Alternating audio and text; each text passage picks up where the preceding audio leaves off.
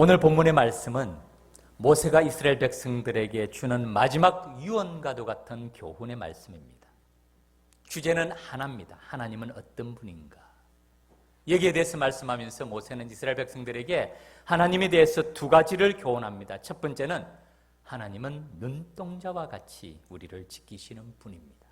두 번째는 하나님은 독수리와 같이 우리를 훈련시키는 분입니다. 라는 것이 오늘 본문의 요지입니다. 오늘 본문의 설교 제목 말씀이 눈동자와 같이 지키시는 하나님입니다. 제가 먼저 한 권의 책을 소개해드리고자 합니다. 아마 이 책을 아는 분도 있을 거예요. 오래전에 나온 책입니다. 책 제목은 침묵. 1966년에 출판된 책입니다. 저자는 일본 사람 엔도 슈샤쿠라는 사람입니다. 지금 우리나라가 일본과 매우 불편한 관계에 있지만은 이분이나 이 책은 그 이전의 이야기입니다. 지금 상황과는 전혀 상관이 없는 얘기고, 이분은 일본에서는 보기 드문 기독교 작가고요. 그리고 침묵이라는 책으로 노벨 문학상의 후보까지 오르게 된 분입니다. 그 책의 내용은 더 오래되었습니다. 에도 막부 시대 이야기, 그러니까 1912년 도쿠가와 이에야스라는 사람 압니다. 도요토미 히데요시 때 임진왜란이 일어나고 그 이후에 에도 막부를 시작한 사람이 도쿠가와 이에야스, 이 사람 시대의 이야기입니다. 이때 일본에서 기리스탄 금지령이 내려집니다. 이 기리스탄이라는 말은 크리스찬이라는 일본식 발음이 기리스탄이에요. 그 당시에 네덜란드 신부들이 주로 일본에서 선교 활동을 하였는데, 한 사건을 계기로 해서 이 막부, 그 당시 일본을 통치하던 정부에서 크리스찬 금지령을 내립니다. 그리고 그 다음부터는 참혹한 박해가 시작이 됩니다. 이 박해 기간에 네덜란드의 한 신부의 배교 이야기를 중심으로 이 이야기는 전개가 됩니다. 이 책 중에서 후미에라는 한 단어가 등장합니다. 후미에라는 이 말은 기독교인을 색출해내는 방법이에요. 그 모습만 봐서 크리스찬인지 아닌지 누가 압니까? 그런데 한 방법이 있습니다. 화면을 한번 보여주시죠. 동판이죠. 무슨 상이 새겨져 있습니까? 예수님의 십자가 상이 새겨져 있습니다. 예수님이 새겨진 이 십자가 상이나 또는 성모 마리아가 새겨진 목재나 금속 성화상을 땅에다 놓습니다. 그리고 그것을 사람들로 하여금 밟고 지나가게 합니다. 이것이 후미에예요. 이것은 나는 예수님을 모릅니다, 믿지 않습니다라는 것은 입으로 부인하는 거지만은 이것은 뭡니까? 짓밟고 지나가라는 거예요. 행동으로 보여주라는 겁니다. 당연히 크리스찬이라면 이를 손쉽게 할 수가 있겠어요? 못합니다. 거부하거나 동의하는 기색을 보이면 그 사람을 크리스찬으로 간주하고 모진박해가 시작되는 그 방법이 후미에입니다. 제가 왜 이 책을 소개해드리느냐 하면은 이 책의 주제가 바로 이것입니다. 하나님은 어떤 분인가? 하나님은 어떤 분인가에 대해서 말씀합니다. 저는 이 책이 성경적인 가르침에 기초한 하나님의 바른 접근이라고는 생각하지 않아요. 이 책처럼 하면 초대교회 순교자들이 있을 필요가 없어요. 성경의 가르침은 그렇지 않습니다. 그러나 문학 작품으로서 작가적 상상력과 그의 작품 세계 가운데서 그는 자기가 이해하는 하나님을 묘사하고 있으며 중요한 주제를 던져줍니다. 하나님은 어떤 분인가? 특별히 극심한 고난과 박해 가운데 있는 그의 백성들을 하나님은 어떻게 돌보시는가? 사실 오늘 우리에게도 동일한 질문이 있습니다. 여러분, 우리 마음속에도 깊은 질문이 자리 잡고 있지 않습니까? 하나님은 어떤 분이십니까? 침묵하는 하나님이십니까? 우리의 기도에 응답하시는 하나님이십니까? 기도에 응답하신다면 언제 어떻게 응답하시는가요?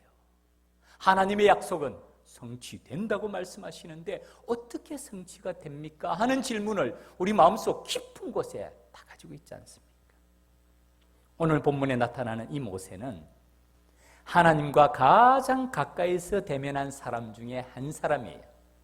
얼마나 가까이서 대면했냐면은 하나님은 모세를 친구라고 부르십니다. 출애굽기 33장 11절 말씀입니다. 사람이 자기의 친구와 이야기함 같이. 친구가 얼마나 좋아요.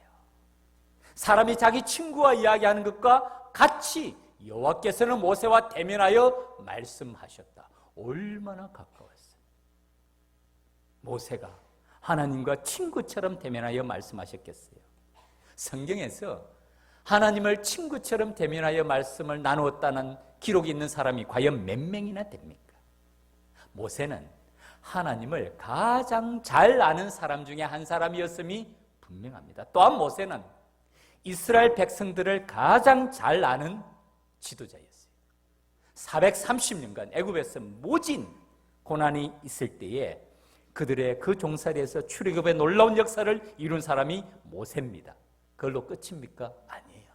그들과 함께 광야에서 장장 40년이 짧은 세월인가요? 40년의 긴 세월을 그 백성과 함께 동고동락을 같이 합니다. 오늘날로 말하면 모세는 이스라엘 백성들과 산전, 수전, 공중전, 그 다음에는 뭐죠? 우주전까지 다 경험한 분이에요. 이스라엘 백성들을 모세만큼 잘 아는 사람이 아마 없을 겁니다. 이런 모세, 하나님을 가장 잘 알고 친구처럼 대면하고 이스라엘 백성들을 가장 잘 아는 모세가 이제는 눈앞에 약속했던 가나안을 두고 자기는 들어가지를 못합니다. 그 이스라엘 백성들에게 자신의 유언과도 같이 남기는 말씀이 오늘 본문의 말씀이에요. 이스라엘 백성들이 한마디로 말하면 어떤 백성이었습니까? 성경적인 표현대로 하면요, 목이 곧은 백성이라고 말합니다. 불평불만이 끊임없는 백성이었어요. 오늘날로 말하면 싹수가 노란 백성이었어요. 이 백성들을 잘 아는 모세가 이제 가나안을 건너서 요단강을 건너서 가나안 땅으로 들어가는 그 백성들이 그곳에서 어떻게 정착하며 살아야 될지를 가장 하나님을 잘 아는 그 지도자가 그 마음의 간곡함을 담아서 백성들에게 전하는 말씀이 바로 본문의 말씀입니다. 첫 번째는 하나님을 바르게 알라. 하나님이 어떤 분인지를 바르게 알라라는 것이고, 두 번째는 그 하나님의 말씀대로 순종하며 살아갈 것을 신신당부하고 있습니다. 하나님을 바르게 알 뿐만 아니라 하나님을 바르게 아는 대로 행함으로 살아가라는 말씀이에요. 제가 지난주 휴가 기간 가운데 한 책을 읽었습니다. 제가 공부할 때 읽은 책이에요. 하나님의 언약에 관한 책인데 그거 읽으면서 다시 한번 한 문장이 제 마음에 깊이 다가오더라고요. 우리 개혁신학의 핵심 중에 하나가 언약신학입니다. 계약신학이라는 것이거든요. 거기에 대한 교과서적인 책인데 그 가운데 나오는 문장이 이렇습니다. 하나님은 우리를 믿음으로 구원하시지만은 우리를 심판하실 때는 행위로 심판하신다는 말씀이에요. 제가 이전에도 읽었을 텐데 이전에는 잘 몰랐는데 이번에는 그 말씀이 깊이 새겨집니다. 하나님이 우리를 구원하신 것은 오직 믿음이에요. 이것은 전적으로 하나님의 은혜라는 뜻입니다. 우리의 행위가 들어갈 수가 없어요. 우리는 행위로는 구원받을 수 없는 존재들이에요. 그렇기 때문에 믿음으로 은혜로 구원하시는데 그 다음에 우리를 심판하실 때는 무엇으로 심판하시느냐 하면은 우리의 행함으로 심판하신다는 거예요. 이건 참으로 중요한 진리입니다. 특별히 우리 장로교인들이 믿음으로 구원을 받았습니까? 그 다음에는 우리의 행함으로 심판받는 것을 꼭 기억해야 됩니다. 이것이 하나님의 약속이고 언약이라는 사실을 깊은 경각심으로 말씀을 하고 있습니다. 무슨 뜻입니까? 우리가 하나님을 바르게 믿을 뿐만 아니라 여러분 바르게 살아야 돼요. 말과 행동을 삶과 조심하면서 바르게 살아야 돼요. 우리의 심판은 우리의 행함에 기초하고 있다는 말씀입니다. 그리스도인 타운 말과 행동을 해야 돼요. 내 말이 내 행동이 교회의 덕을 세우는 일인가? 하나님의 영광을 나타내는 일인가? 아니면 보이지 않는 곳에서 끊임없는 불평과 불만으로 교회 분쟁을 일으키고 어려움을 일으키는 사람인지 하나님 앞에서 자기 자신을 바르게 보고 그 다음에는 바르게 생활해야 된다는 말씀입니다. 누구도 하나님의 심판을 피해갈 수는 없어요. 지난 주일날 저녁에 제가 휴가 기간이었습니다. 주일날 저녁에 제가 교회로부터 연락을 받았습니다. 교육자들로부터. 우리 집사님 두 분이 위독하다는 연락이었습니다. 제가 마침 서울 근교에 있는 기도원에 있었기 때문에 아내와 함께 바로 내려왔습니다. 그리고 월요일 날 아내와 함께 모든 교육자들이 신방을 했습니다. 오전 10시에 우리 박영화 집사님, 우리 영권사님 댁을 방문을 했어요. 오전 10시였습니다. 우리 박 집사님이 얼마나 반갑게 맞아주시는지, 목사님 오셨어요. 너무 반갑게 맞아주시면서 함께 찬송하고 기도하고 함께 예배를 드렸습니다. 지금까지 지내온 것 중에 컷신 은혜네. 301장 찬송을 부르는데 우리 박 집사님이 온 힘을 다해서 입을 크게 벌리고 손을 흔들면서 같이 찬송을 드렸어요. 그리고 그 다음에 11시에는 우리 김경희 집사님이 입원하신 보람의 병원으로 함께 신방을 했습니다. 그리고 그날 오후 제가 운동을 하고 있을 때였어요. 오후 5시에 박영화 집사님이 하나님의 부르심을 받았다는 연락을 받았습니다.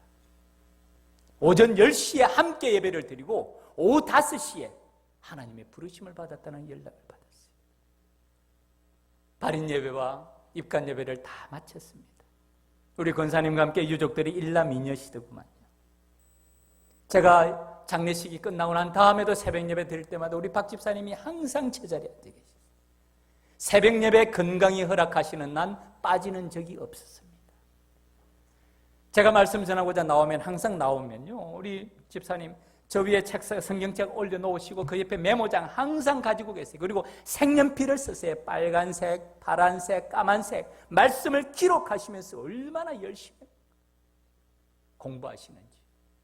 새벽 예배 마치면 5시 반부터 6시까지 마치면 그때부터 개인기도 시간 아닙니까? 한 6시 반 정도 되면 한 3, 40분 지나면 좀 집중력도 떨어질 때 전 강단에서 기도하고 있습니다. 우리 박 집사님 저기 슬리퍼가 있죠. 저 슬리퍼 가지시고 이쪽으로 오십니다. 슬리퍼 2개 당신의 무릎에 대세요. 그리고 이 강대산에 무릎 꿇고 그때부터 기도하십니다. 주여 감사합니다. 제가 강대산에서 기도하다가 때로는 한 3, 40분 지나면 좀 정신이 좀 집중력이 떨어질 때 집사님이 무릎 꿇고 기도하시면서 주여 하는 소리를 들으면 제가 정신이 번쩍 나요. 정말 기도의 동력자였어요. 제가 실감이 안 나요. 우리 유족들은 어떤지 모르겠어요. 제가 실감이 안 나요. 어저께도 같이 예배를 드렸던 분인데 오늘은 하나님의 부르심을 받으셨구나 하는 생각이 납니다. 하나님께서 우리 박 집사님의 삶을 결산하실 때 그의 기도의 자리, 그의 예배의 시간, 주님을 향한 그 마음, 부족한 교육자지만은 하나님의 종으로 섬기며 봉사하며 존경하는 그 태도, 하나님이 모르실까요? 하나님이 잊어버리실까요? 이런 믿음의 행함들이 우리의 심판의 기준이 됩니다. 이것이 믿음 생활이에요. 첫 번째는 바르게 알아야 됩니다. 하나님이 어떤 분인지를 바르게 알아야 되고, 두 번째는 바르게 알고 난 다음에는 바르게 행동을 해야 돼요. 신앙생활을 바르게 해야 돼요. 교회에서 보이지 않는 뒤에서 남을 비난하고 비판하는 행동, 하나님이 모르실까요? 안 들으실까요? 사람도 압니다. 비밀은 없어요, 여러분. 하나님이 아실 때, 하나님이 우리 중심을 보실 때 우리를 어떻게 심판할지를 알고 행동하는 것이, 그것이 바른 믿음의 생활입니다. 하나님이 어떤 분인지를 잘 아는 사람은, 바르게 아는 사람은 하나님을 기쁘시게 하는 행동을 해야 됩니다. 오늘 본문 모세는 이스라엘 백성들에게 이것을 말씀하고 있어요. 하나님이 어떤 분인가에 대해서 말씀해 주시고 난 다음에 그들이 가나안 땅에서 어떻게 살아가야 될 것인지를 말씀해 주시는 이 말씀이 이스라엘 백성들에게만 주시는 말씀일까요? 그러면 성경에 기록할 필요가 없어요. 그들에게 말하고 하면 끝나지 않습니까? 왜 말씀이 이 책에 기록이 되어 있을까요? 오늘 우리에게 주시는 말씀입니다. 이 말씀을 통해서 우리 믿음의 자세를 다시 한번 점검해보는 저와 여러분의 믿음의 걸음이 되기를 주님 이름으로 축원합니다. 첫 번째로 하나님은 자신의 백성을 눈동자와 같이 지키시는 분이라라고 말씀합니다. 오늘 본문이 이렇게 말씀하십니다. 여호와의 분깃은 자기 백성이라 야곱은 그가 택한 기업이로다. 분깃이라는 말은 몫이라는 말이죠. 떼어서 받은 몫이라. 여호와의 분깃은, 여호와의 몫은 물질이 아니라 사람이라는 것이에요. 하나님의 백성, 야곱의 백성, 자기 백성이라는 말씀을 하신 다음에 10절 여호와께서 그가 누굽니까? 하나님의 백성을 황무지에서, 그 다음에는 광야에서죠. 짐승이 부르짖는 광야에서 만나시고 호위하시고 보호하시며, 그 다음에 맨 마지막 말씀이 자기의 눈동자같이 지키셨도다. 대상, 장소, 방법에 대해서 말씀합니다. 첫 번째 대상은 자기 백성, 이스라엘 백성을 우리 주님께서는 지키신다는 말씀입니다. 오늘날 하나님의 백성들이 누굽니까? 지금 이 말씀이 유대인의 혈통을 가진 유대인들에 대한 말씀이에요? 아니에요. 오늘날 하나님의 백성은 예수 그리스도를 자신의 주님으로 모신 사람은 하나님의 백성이요 하나님의 자녀인 줄 믿습니다. 오늘 이 자리에 계신 우리들이잖아요. 서울남교에서 9월 1일, 9월 첫째 주일을 맞이해서 예배의 자리를 지키시고 하나님께 예배드리는 우리가 하나님의 백성입니다. 사도 베드로가 뭐라고 말하죠? 베드로전서 2장 9절 10절입니다. 그러나 너희는 택하신 족속이요, 하나님의 택하신 족속이요, 왕같은 제사장이요, 거룩한 나라요, 그 다음에는 그의 소유가 된 백성이라. 우리를 하나님의 백성으로 부르신 목적을 그 다음에 설명합니다. 이는 너희를 어두운 데서 불러내어, 이전에 하나님을 모를 때 그 어두운 삶에서 불러내어 그의 귀한 빛에 들어가게 하신 이에 하나님의 예수 그리스도의 아름다운 덕을 선포하게 하려 하심이라. 우리를 부르신, 하나님의 자녀로 부르신 목적입니다. 그 다음에 말씀이 뭡니까? 너희가 이전에는 하나님을 모를 때는, 예수 그리스도를 모를 때는 백성이 아니더니 이제는 하나님의 백성이 되었다는 말씀이죠. 그 다음에 한 번 더 나옵니다. 전에는 긍휼을 얻지 못하더니 이제는 긍휼을 얻은 자니라.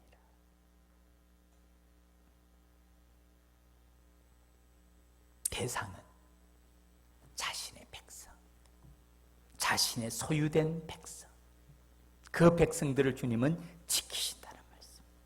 어디서? 장소를 말씀합니다. 그를 황무지에서, 짐승이 부르짖는 광야에서 만나시고. 황무지나 광야가 어떤 곳이죠? 따뜻한 집이 아닙니다. 살기 좀 푸른 초장이 아닙니다. 광야 같은 길을 지난다라고 말할 때 이것은 척박한 땅을 말해요. 황무지는 옥토가 아니에요. 삶의 역경과 고난의 시간, 고통의 현장에서 가장 어려울 때 하나님의 백성들을 만나시고 지키신다는 말씀입니다.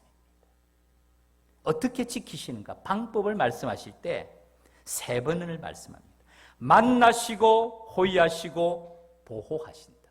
이 삼중적인 표현을 씁니다. 광야에서, 황무지에서 만나시고 호위하시며 보호하시며, 최상급의 표현입니다. 하나님께서 자기의 백성들을 돌보시는데 더 이상 돌보실 수 없는 만큼 만나시고 호위하시고 보호하시며 지키신다는 말씀이죠. 그리고 맨 마지막으로는 한 번 더 말씀합니다. 자기의 눈동자같이 지키셨도다. 무엇과 같이 지키신다고요?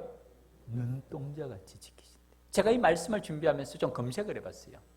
옛날에 조금 있다가 그 화면은 옛날에 이런 속담이 있더라고요. 몸이 100냥이면 눈은 몇 냥일까요? 1000냥이래요. 몸이 100냥이면 눈은 1000냥이래요. 그만큼 눈이 소중하다는 것이죠. 화면 한번 보여주시죠. 지금 이 화면에는 현대의학이 홍채, 각막, 동공, 수정체, 망막, 유리체, 시각신경에 대한 눈의 구조에 대한 설명인데 이것은 간단한 설명입니다.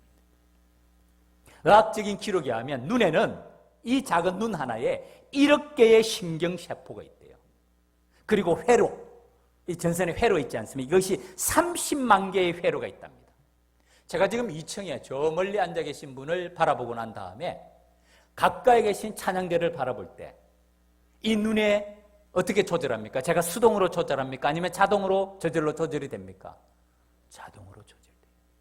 거리와 밝음과 색상이 순식간에 조절이 됩니다. 눈이 신체 가운데서 가장 중요하고 민감한 신경 조직이 발달한 곳이 바로 눈이랍니다. 경험상 우리도 알 수 있어요. 눈에 깨소금 하나 들어가면 그 작은 게 들어갔는데 뭐 신경 안 써도 되죠. 그냥 한 2개 넣고 다니도 상관없죠. 그럴 사람 아무도 없습니다. 눈에 티끌 하나만 들어가도요, 제대로 정신을 못 차려요. 그렇지 않나요? 아무리 작은 이물질이라도 눈에 들어가면 너무너무 불편한 것이 눈입니다. 우리가 표현할 때 그러죠. 눈에 넣어도 아프지 않을 사람이라. 가장 사랑하는 사람이라고 표현할 때 바로 그러지 않습니까? 눈에 넣어도 아프지 않을 사람이라는 표현이 더 이상 사랑할 수 없는 사람이라는 표현인데, 바로 주님께서 자기의 백성을 어떻게 지키시는가 하면은 자기의 눈동자같이 지키셨도다. 사랑하는 믿음의 가족 여러분, 이 말씀이 우리에게 위로가 되고 힘이 되기를 주님 이름으로 축원합니다. 우리가 믿는 하나님이 어떤 분입니까? 지금 이 시간 우리가 예배드리는 하나님이 어떤 분입니까?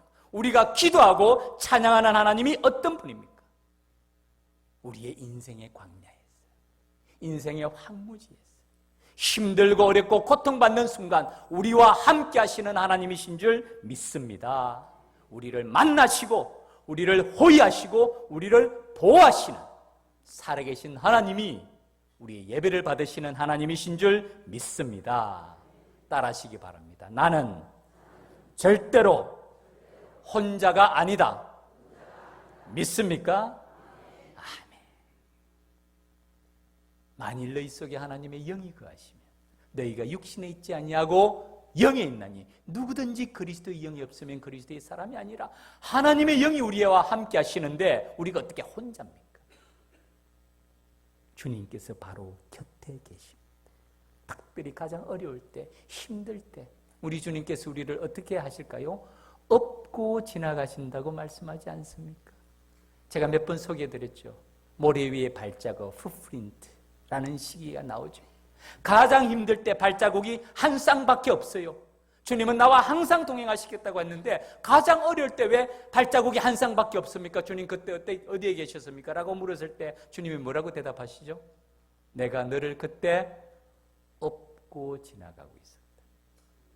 우리 주님은 우리 곁에 계시며 절대 우리를 혼자 두시는 분이 아니고 우리를 눈동자와 같이 지키시는 분인 줄 믿습니다. 두 번째로, 하나님은 어떤 분인가? 우리를 독수리와 같이 훈련시키는 분이라고 말씀하십니다. 11절, 마치 독수리가 자기의 보금자리를 어지럽게 하며 자기의 새끼 위에 너풀거리며 그의 날개를 펴서 새끼를 받으며 그의 날개 위에 그것을 엎는 것 같이 여호와께서 홀로 그를 인도하셨고 그와 함께한 다른 신이 없었도다. 이 말씀이 참 오묘한 말씀입니다. 여러분, 독수리 둥지를 본 적이 있으신가요? 독수리 오형제라는 얘기는 들어봐도 독수리 둥지를 본 분은 아마 많지 않을 겁니다. 저게 독수리의 둥지입니다. 나무 꼭대기에 세워져 있죠. 저 나무가 감목처럼 짧은 나무일까요? 아니에요. 높은 나무. 저 나무가 어디에 있을까요? 우리 집 정원 앞에 살구나무 옆에 세워져 있는 나무일까요? 아니에요. 저 나무는 산 꼭대기에 있는 나무임이 분명합니다. 다른 짐승이 접근할 수 없는 곳. 독수리는 높은 곳에 둥지를 만듭니다. 그리고 그 둥지의 구조를 살펴본 그런 기록이 있습니다. 삼중 구조를 만든대요. 맨 밖의 부분은 가시나무 같은 거친 나무로 외곽을 형체를 만듭니다. 그리고 그 다음 단계는 그 위에 토끼나 다른 짐승의 가죽으로 그 위를 덮는답니다. 그리고 맨 마지막에는 자신의 가장 부드러운 가슴털로 가장 따뜻하고 부드럽게 만든 다음에 새끼가 그 속에서 자라나고 생활할 수 있도록 해준대요. 다운 침대, 오리털 침대를 만들어주는 것이 아니라 독수리털 침대를 만들어준다는 것이죠. 그래서 새끼들이 그곳에서 편안하게 자라날 수 있도록. 그런데 이 새끼들이 어느 정도 자라나면 훈련을 시켜야 되지 않습니까? 이 새끼들이 이 포근한 둥지에 있는데 나와서 훈련을 하고 싶겠어요? 하고 싶지 않겠어요? 당연히 하고 싶지 않죠. 왜 나가려고 그러겠어요? 어미가 먹여주고 돌봐준 다음에 어느 정도 날개가 나고 자라난 다음에 이 새끼들을 훈련시키는 방법이 그 다음에 표현된 말씀이 마치 독수리가 자기의 보금자리를 어지럽게 하며 자기의 새끼 위에 너풀거리며, 이 말은 이 새끼들을 훈련시키려고 하는데 새끼들이 도무지 안 나오려고 그럴 때 이 독수리가 어떻게 하냐면은 그 큰 날개를 가지고 이 둥지를 향해서 태풍을 일으킨답니다. 날개짓을 하면 어떻게 될까요? 맨 안쪽에 있는 가슴털에 그 다운 침대가 다 날아가겠죠. 그리고 그 다음에도 더 세게 날개짓을 하면 가죽이 날아갑니다. 그 다음에 남는 게 뭡니까? 가시만 나와요. 이 새끼가 그 가시 둥지 가운데 앉아 있을 수가 있을까요? 없을까요? 없죠. 자기 힘으로라도 기어 나와야 돼요. 이것이 바로 독수리가 자기의 보금자리를 어지럽게 하며 자기의 새끼 위에 너풀거리며라는 이 표현입니다. 참 하나님의 말씀이 얼마나 오묘한지요. 그때 무슨 생물학자가 있어가지고 망원경을 가지고 독수리의 이 성장 과정을 누가 관찰을 했겠어요? 그래도 이렇게 기록을 하고 있어. 그 다음 단계는 그의 날개를 펴서 새끼를 받으며 그의 날개 위에 그것을 엎는 것 같이라는 이 표현은요, 보금자리를 무너뜨리고 새끼를 나오게 한 다음에 이 새끼를 독수리가 하늘 꼭대기까지 올라갑니다. 그 다음에 어떻게 합니까? 그냥 툭 떨어뜨려요. 그러면 새끼가 어떻게 하죠? 날 살려라면서 날개짓을 정신없이 하지 않겠습니까? 끝없이 떨어집니다. 거의 땅에 도달할 만큼 되면 그 어미가 가서 그 날개 위에 새끼를 받습니다. 그리고 그 새끼를 다시 꼭대기까지 올라가서 또 떨어뜨리는 거예요. 그러면 새끼가 어머니 왜 이러시나요? 날 살려주세요. 얼마나 빽빽거리며 고함을 지르겠습니까? 거의 땅에 떨어질 때 다시 그 새끼를 날개에 받습니다. 그리고 올라가서 또 훈련시키는 그 표현이 그의 날개를 펴서 새끼를 받으며 그의 날개 위에 그것을 엎는 것 같이. 참 하나님의 말씀은 우리의 인간의 지혜를 초월하는 하나님의 지혜의 말씀임을 정말 보여줍니다.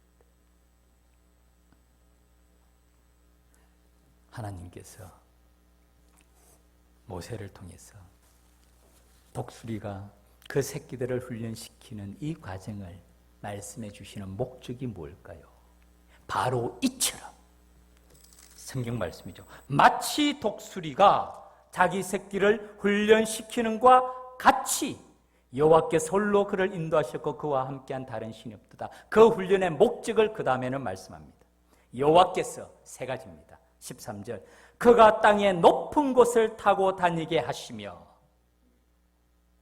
독수리가 그 새끼를 훈련시키는 것처럼 하나님께서 자기의 백성들을 광야에서 훈련시키고 연단시킨 그 목적이 첫 번째로 여호와께서 그가 그 백성들이 땅의 높은 곳을 타고 다니게 하시며 험지를 정복한다는 뜻이죠. 어려운 일을 감당한다는 뜻입니다. 두 번째는 밭의 소산을 먹게 하시고 정착할 경작을 한다는 뜻 아닙니까? 자기의 삶의 터전을 마련한다는 것이요. 그리고 세 번째는 반석에서 꿀을, 굳은 반석에서 기름을 빨게 하시며, 이 놀라운 표현입니다. 여러분, 반석을 깊이 쪼이면 그 안에 꿀이 나옵니까? 굳은 반석을 더 압착시키면 그 안에 기름이 나오는가요? 아니에요. 역경과 어려움 가운데서도, 불가능한 상황 가운데서도 자기들의 삶의 길을 개척할 수 있도록 훈련시키고 그 능력을 키워주신다는 표현 아닙니까? 하나님께서 훈련시키는 목적이 바로 이런 백성이 되도록, 독수리가 그 새끼를 훈련시킨 같이 하나님은 자기의 백성을 훈련시킨다는 말씀입니다. 모세는 이스라엘 백성들에게 자신이 만난 하나님, 자신이 경험한 하나님을 간곡하게 교훈하고, 그리고 이스라엘 백성들이 하나님을 바르게 알고 그 약속의 땅 가나안에서 바르게 살아가고 바르게 행동해야 될 것을 가르쳐주고 계시는 말씀을 맺겠습니다. 사랑하는 믿음의 가족 여러분, 오늘 우리는 하나님을 어떤 분으로 알고 계십니까? 여러분, 우리는 하나님을 어떤 분으로 알고 계시나요? 우리의 하나님도 우리를 눈동자와 같이 지키시는 분인 줄 믿습니다. 우리를 훈련시키시되 독수리가 자기 새끼를 훈련시키는 것 같이 우리를 훈련시키시는 하나님이신 줄 믿습니다. 이 하나님을 바르게 알고요, 그 다음에는 바르게 행동해야 됩니다. 하나님을 기쁘시게 하는 우리의 말과 행동이 돼요. 그것이 순종의 삶이에요.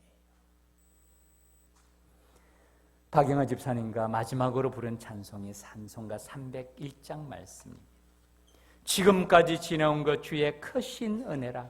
한이 없는 주의 사랑 어찌 이루 말하라. 자나깨나 주의 손이 항상 살펴주시고 모든 일을 주 안에서 형통하게 하시네. 몸도 맘도 연약하나 세임받아 살았네. 물 붓듯이 부으시는 주의 은혜 족하다. 사랑 없는 거리에나 험한 산길 내맬 때 주의 손을 굳게 잡고 찬송하며 가리라. 마지막 3절 우리 알죠? 같이 한번 불러봅시다. 반주 안 하셔도 괜찮을 것 같아. 그냥 우리 다 아는 찬송이니까. 주님 다시 배울 날이 날로 날로 다가와 무거운 짐 주께 맡겨 벗을 날도 멀잖네. 나를 위해 예비하신 고향 집에 돌아가 아버지의 품 안에서 영원토록. 한 번 더 하겠습니다. 주님 다시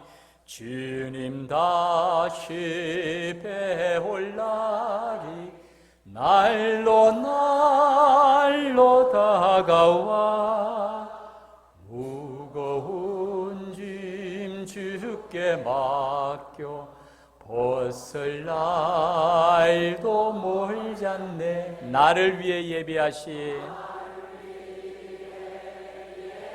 고향 집에 돌아가 아버지의 품 안에서 영원토록 살리라. 아멘. 온 마음을 다해서 힘을 다해서 우리 부르시던 박 집사님의 모습이 지금도 눈에 선합니다. 우리 가운데 죽음을 피해갈 수 있는 사람이 있습니까? 우리 가운데 하나님의 심판을 피해갈 수 있는 사람이 있습니까? 반드시 주님을 만나게 됩니다. 히브리서 9장 27절 말씀 같이 한번 읽읍시다. 시작. 한 번 죽는 것은 사람에게 정해진 것이요 그 후에는 심판이 있으리니. 아멘. 심판의 기준이 무엇이라고요? 구원은 전적으로 믿음으로 구원을 받습니다. 그러나 심판은 우리의 행함으로, 우리의 행위로, 우리의 말과 행동으로 심판을 받게 됩니다. 하나님이 어떤 분인지를 먼저 바르게 알아야 돼요. 자기 백성을 눈동자같이 지키시고 독수리같이 훈련시키시는 분이라는 것을 바르게 알고 난 다음에는 바르게 행동해야 됩니다. 말과 행동을 삼가 조심하면서 하나님의 영광을 가리지 않도록 교회의 덕과 화평을 위해서 오늘 우리 찬양대 찬양처럼 내가 죽어야 그리스도가 살고 내가 죽어야 교회가 삶에도 불구하고 내가 살고자 교회를 어지럽히고 내가 살고자 교회를 어렵게 하는 것은 하나님이 기뻐하시는 행동이 아니에요. 바라기는 우리 믿음의 가족들, 우리 박영하 집사님처럼 멀지 않아 우리 주님 앞에 다 설 것 아닙니까? 그때 착하고 충성된 종으로 칭찬받는 우리의 믿음의 걸음이 되기를 주님 이름으로 축원합니다. 기도드리겠습니다. 하나님 아버지,